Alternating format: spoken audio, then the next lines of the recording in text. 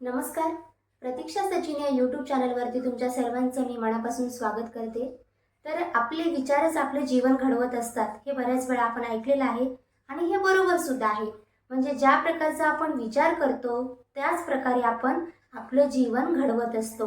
म्हणजे एखाद्या गोष्टीचा आपण पॉझिटिव्ह विचार केला की मी हे असं करणार किंवा माझ्यासोबत असं होणार आणि मला हे करायला पाहिजे, त्यावेळी ना आपण जेव्हा पॉझिटिव्ह विचार करतो, सकारात्मक विचार करतो ना, तर आपल्यामध्ये एक आत्मविश्वास निर्माण होतो आणि आपण त्या दिशेने काम करायचा सुद्धा प्रयत्न करत असतो.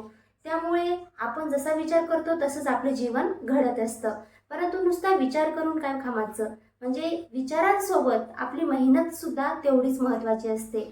समजा आपण विचार करतोय की आपली एक्झाम आहे. आपण विचार करतोय की मला पेपरमध्ये एवढे मार्क्स घ्यायचे किंवा मला टॉप यायचंय, मला असं करायचंय, तसं करायचंय आणि फक्त आपण विचारच करतो आणि त्याच्यासाठी काही मेहनतच घेत नाही, तर त्या विचाराला सुद्धा काहीच अर्थ नाही. म्हणजे जर आपले विचार 40% असतील तर त्याच्यासोबत आपल्याला 60% मेहनत सुद्धा घ्यावी लागते.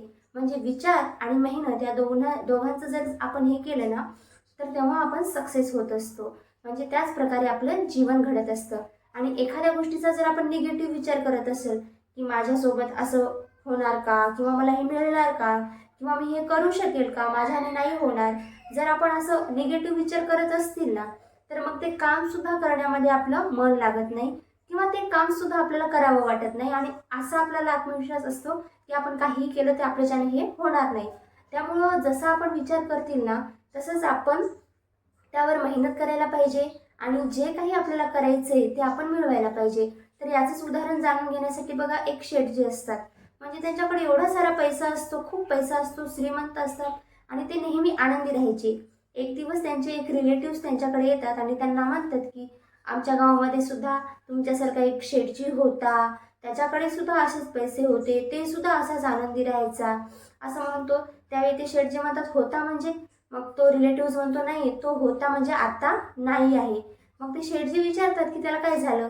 मग त्यावेळी तो रिलेटिव्ह म्हणतो की त्याच्याकडे खूप काही होतं, परंतु त्याची तब्येत सुद्धा खूप हेल्दी होती, म्हणजे सर्व छान होतं, पण त्याला अचानकच अटॅक आला आणि त्याचा मृत्यू झाला. म्हणजे त्याला माहीत सुद्धा नव्हतं की आपण मरणार आहोत, किंवा म्हणजे किंवा काही त्याचं दुखत सुद्धा नव्हतं, किंवा त्याला अशी थोडी सुद्धा जाणीव नव्हती की आपल्यासोबत असं काही होईल. त्यावेळी मग ते शेठजी म्हणजे टेन्शनमध्ये येतात. म्हणजे त्यांना वाटतं एवढा पैसा होता, म्हणजे त्याची नेहमी आनंदी राहायचा, त्याचं कधी काही दुखायचं नाही, तरीसुद्धा तो अचानक मेला.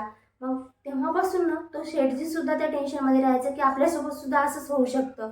म्हणजे मग त्या टेन्शनमध्ये ते शेठजी काय करायचे, तेच विचार करायचे की आपला पण मृत्यू असाच होऊ शकतो, अटॅक येऊ शकतो, आपण पण तसंच त्याच्यासारखं आनंदी राहतो, त्याच्यासारखेच पैसे आपल्याकडे आहेत, असा विचार करून करून ना मग तो हळूहळू आनंदी नाही तर दुःखी राहायला लागतो. म्हणजे त्याला जेवण जात नाही, मग त्याची हळूहळू तब्येत बिघडायला लागते.